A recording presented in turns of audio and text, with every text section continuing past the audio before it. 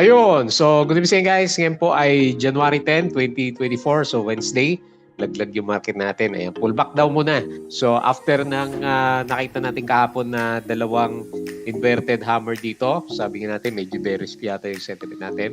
So medyo marami sa blue chips natin yung laglagan ngayon, especially dun sa mga runners natin last time. So si AC, yung isa sa mga nag-cause Converge at saka si na ACN, di ba? Sila yung mga SEC. Sila yung medyo malalakas po yung laglagan dito sa market kaya nag-drop tayo ng negative 1.09%. So nag-close yung index natin. So 6,000, balik na naman sa 6,500. 6,546.11 tayo. Pero net foreign buy pa rin naman tayo. Ayan. So hopeful tayo na mag-bounce yung market natin kasi meron tayong 557 million na net foreign buy po dito sa market natin. Ayan. So nandiyan pa rin naman yung foreigners.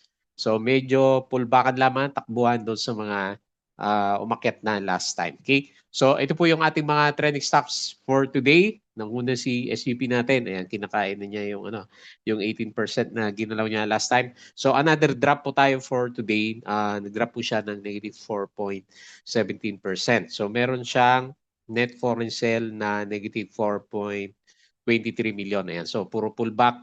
Takbuhan muna yung mga traders natin. Ayala Corporation, so medyo nag-drop tayo na malakas dito, negative 4.45%. Tapos meron tayong 115.41 million na net foreign sale sa kanya kasi merong intention na ibenta yung mga shares po ni Mitsubishi, di ba? Yung merong hawak sa kanya, marami yatang shares yon. Tapos meron siyang intended na price na sinabi. So hindi ko natandaan yung price niya pero sa Twitter nakita natin yung information na yon. And then yun nga po is magbebenta yung isang investor natin, which is not a good news, di ba? Para sa kakaarangkada pa lang na stocks natin during this time. Tapos gustong lumabas ng ating investor. So baka in the short term, hindi mo na gumalaw si Ayala Corporation. Tapos si SPNC natin, ayan, lagi siya pinag-uusapan kahit 0%. So negative, ano naman siya, nag-drop na ngayon, negative 3.88%. So fill the gap na yata to si AC natin. Meron po siyang net foreign buy pa rin 8.08 million na net foreign buy po dito sa market natin. Tapos FCG, ayan, puro drop pag-uusapan natin. Mapula yung mga port natin during this time. Negative 3.03%. Meron siyang 2.97K. Net foreign buy naman siya pero malit lang yan. Tapos dito natin, ayan, kina Indinyo. Negative 4.4%. Meron siyang 1.36 million net foreign buy. And then, napasama si Robinson sa trending stocks natin kasi meron siyang malit lang naman, 0.25%. Pero yung galaw niya kasi uptrend itong si Robinson natin. And then meron siya negative 1.03 million net foreign sale si Robinson po natin. Okay? So takbuhan muna dito sa market natin. Ayan. So disclaimer guys sa mga bago dito sa channel natin. As usual, yung ating video is for education purposes lang po yan. Huwag mo gagamitin to as a reason para mag-buy, sell, or hold ng stocks. Due diligence lang po sa stocks na gusto mong bilhin. Meron kasing risk na involved sa trading sa market. Okay? So double check mo na lang. Tapos follow mo po ako dito sa mga social media natin, dito sa ating Palawi Trader na YouTube channel. Subscribe ka lang guys para updated ka sa mga reviews or gusto mo join ka dito sa trading groups natin. Okay? So meron tayo dyan or sa Patreon, di ba?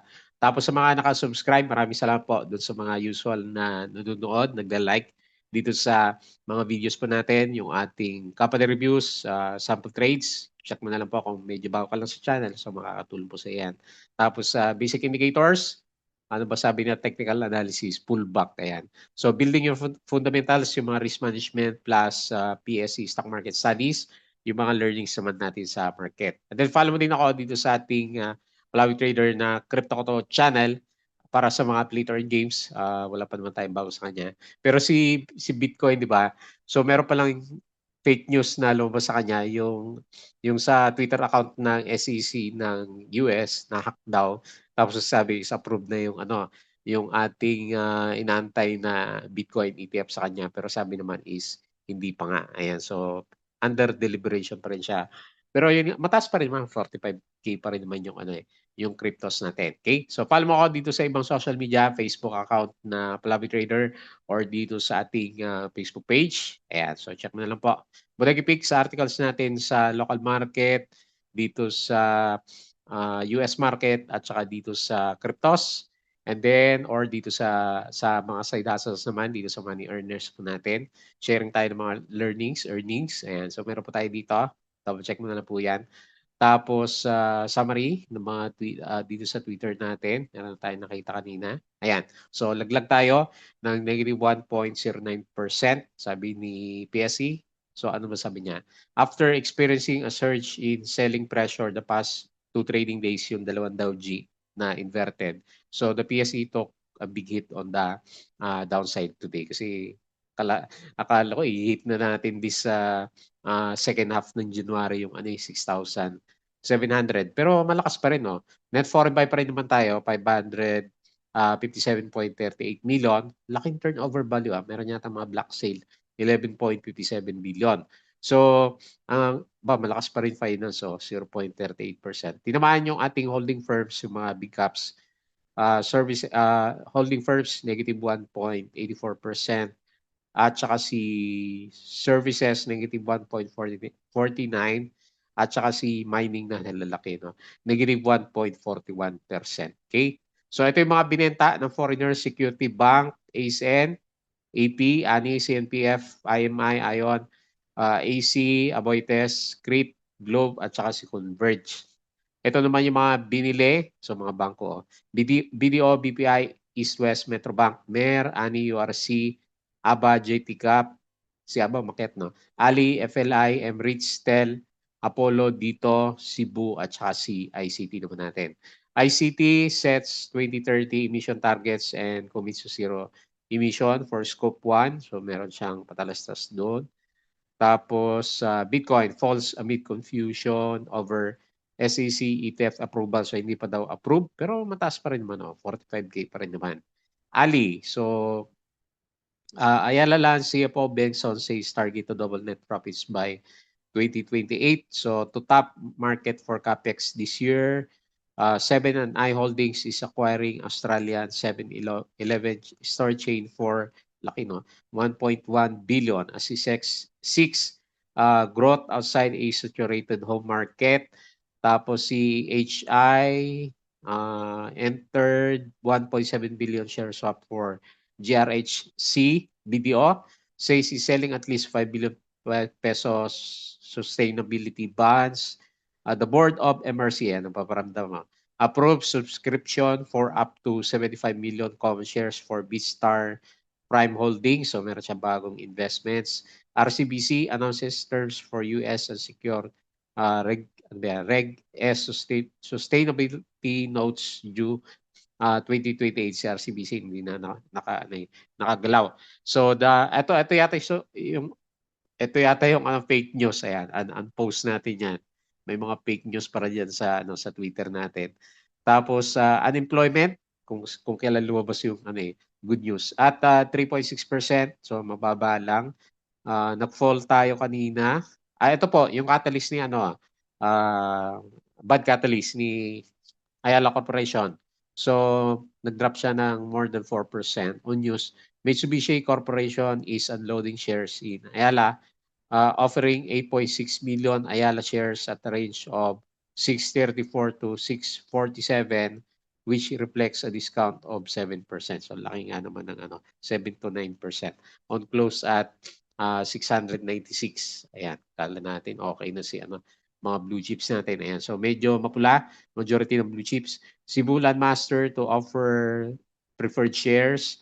RCR Investment Trust elects Faraday Go as chairman.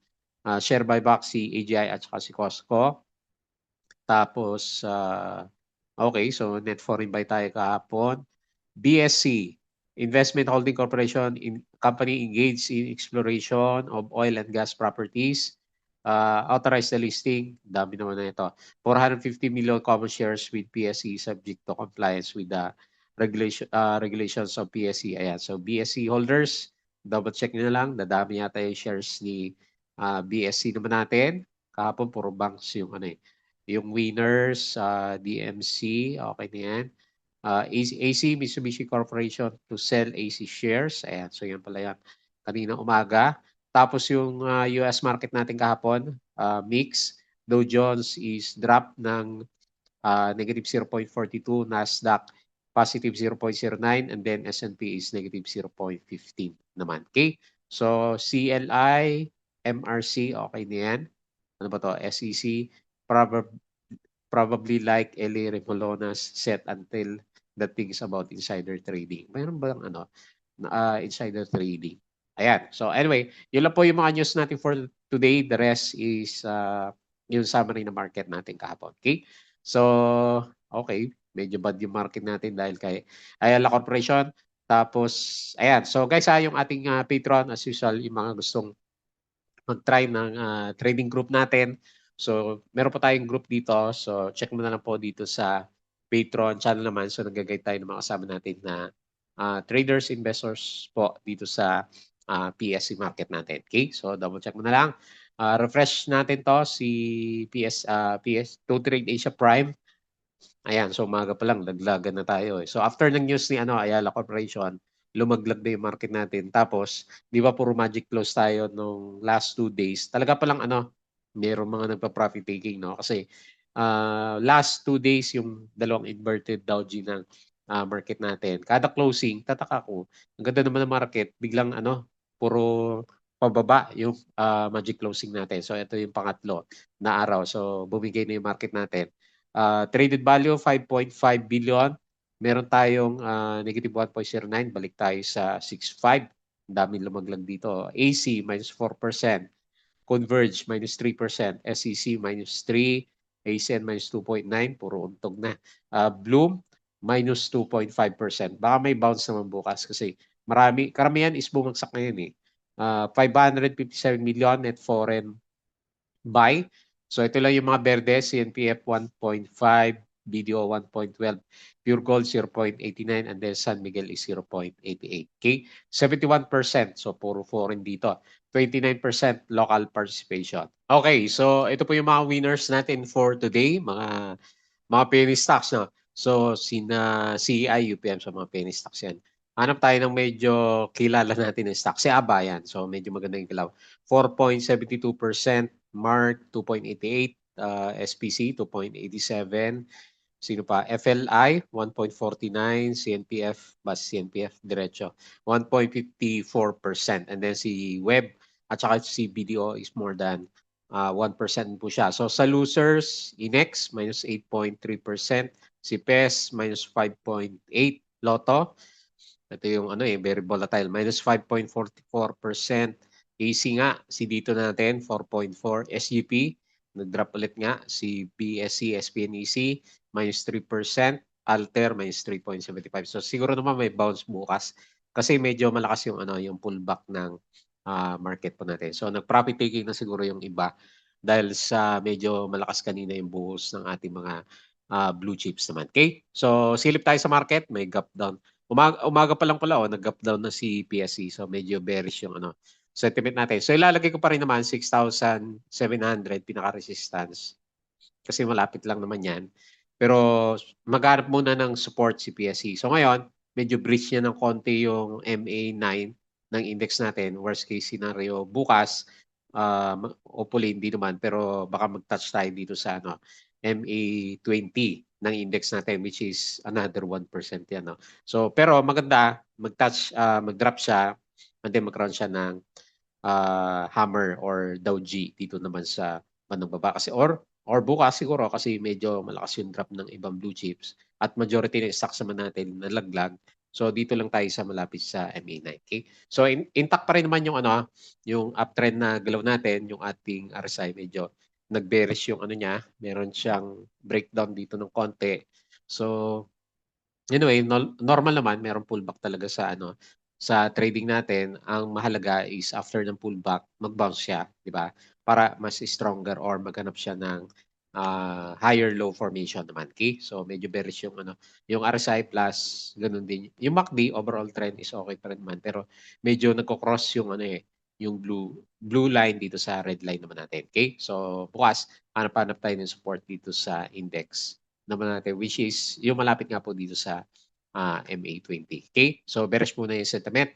Tapos dito sa US market mix, Nasdaq futures positive 0.1679, Dow futures 0.07, S&P 0.03. Ayan, so medyo baka mix ulit yung galawan dito, pero mas marami hatang mapula. So European market mapula, Asian markets mapula din pala dito sa Asian markets. Ang dami ring nalaglago. Japan nag-up ng 2%. So the rest blaglag. Ayan, sumabay din tayo. So tayo nga lang medyo 1% sa kanila. Ang average is halos nasa more than 0.5%. Pero laglag din. Ayan. So hindi lang naman sa Philippine market, majority po ng markets natin is laglagan naman siya. Okay? So dito sa crypto, so after kaya pala nag-breakout ng 45K, merong false news announcement sa Twitter. Kanina 'di ba may na-retweet din ako, medyo false din 'yon. So untweet niyo na lang. Nag-cause siya ng confusion kahapon. Pero anyway, malakas pa rin man. Bitcoin is 45K, sabi pullback din sila ngayon, no? Ethereum 2,400 and then BNB is 299 naman. Sol nag-drop ng 4%. So the rest mix. Meron naman berde, so may mga nakikita tayo na 3%, tapos yung graph paberde naman yung direction dito sa cryptos natin. Okay? So bullish pa rin yung karamihan ng traders dito sa cryptocurrencies natin. Okay? So refresh ulit natin to, and then pag-usapan natin yung ating mga laglag na trending stocks. Okay? Next, or rather first, si SEP natin. Sayang, no? Kung nag-profit taking yung iba, hopefully nakapag-profit taking sila. Ang laki din ng drop niya, more than 11% na siya. So ang pangit lang, kahit half body ng candle binutas niya. So ngayon nandito siya currently sa support. So medyo nag-push siya pataas ng konti kanina. Tingnan natin kung yan na ba yung na-establish niya ng support dito sa 7.1. Pero pag ayaw niya, dito tayo sa slightly below 7, 6.9. Titingin sa kanya. So grabe yung pitik niya, 18%. Tapos nag-drop din siya ng more than 10% din naman. Okay, so binawi din niya yung gains. Meron pang konti. So hopefully mag-support siya dito sa 6.8, 6.9 kung meron pa rin buo si SCP natin. Kasi yung last 2 days na volume niya, ito, medyo malakas din siya. So yun pala yung mga warning sign natin, no, na malakas yung galaw, tapos malakas din yung reverse, pullback, tapos yung volume ganun din. So lumabas na yung karamihan, nag-profit taking na yung karamihan dyan. So yung iba na sumalo siguro para kung meron siyang additional na bounce after na malakas na pullback. Okay? So wala namang iba news maliban sa pinag-uusapan to sa nababasa ko pala sa Investa. Pinaka-news niya is ongoing yata yung deliberation sa Congress ba o Senate, pinag-usapan si SCP natin. Okay? So may mga nababasa ko na nanonood sila ng ng hearing ba sa mga power companies natin. Okay? So double check niyo lang po yung news kasi hindi ko rin siya nasubaybayan. So pero pwede ka naman mag-base dito na kita mo naman na medyo bearish yung sentiment natin sa kanya since yesterday naman. Hindi nag-bounce dito sa dapat dito sa MA 100 eh. Okay? So anyway, balik ulit sa support si SEP natin. Ayan, so nag-drop siya na malaki din, negative 4.17% ulit, negative 4.2 million in foreign sell. Nung nag-peak siya, meron din siya eh. Ewan ko napansin niyo sa review natin. Nung nag-peak siya ng 18%, meron din siyang malakas na net foreign sell. So Tower APS ang buyer, BCSEC APS yung ating pinaka-main seller naman. Okay? So more on the support muna yung papansinin natin kay SEP.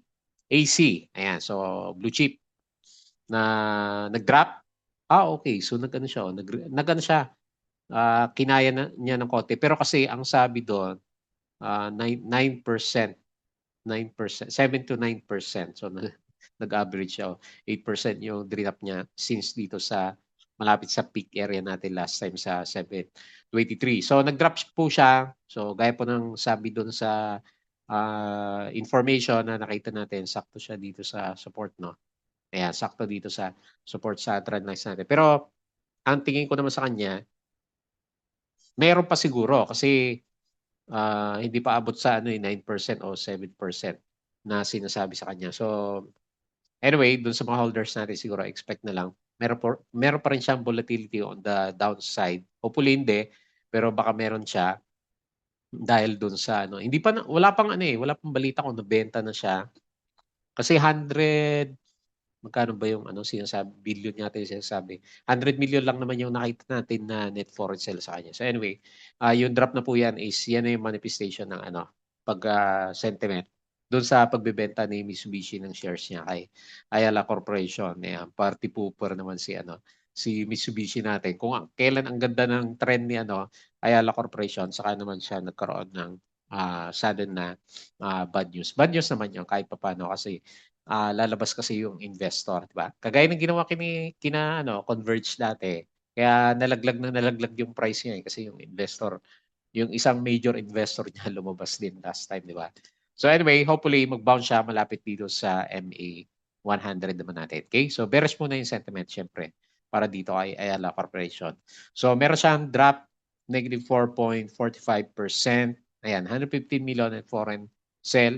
Macquarie call ang buyer and then nagulat din siguro itong mga to, kasi gap down eh. Maybank man rin yung ating pinaka-main seller naman. Okay? Next, SPNEC. So, sabi nga nila, nag-close na gap na o mas mababa pa.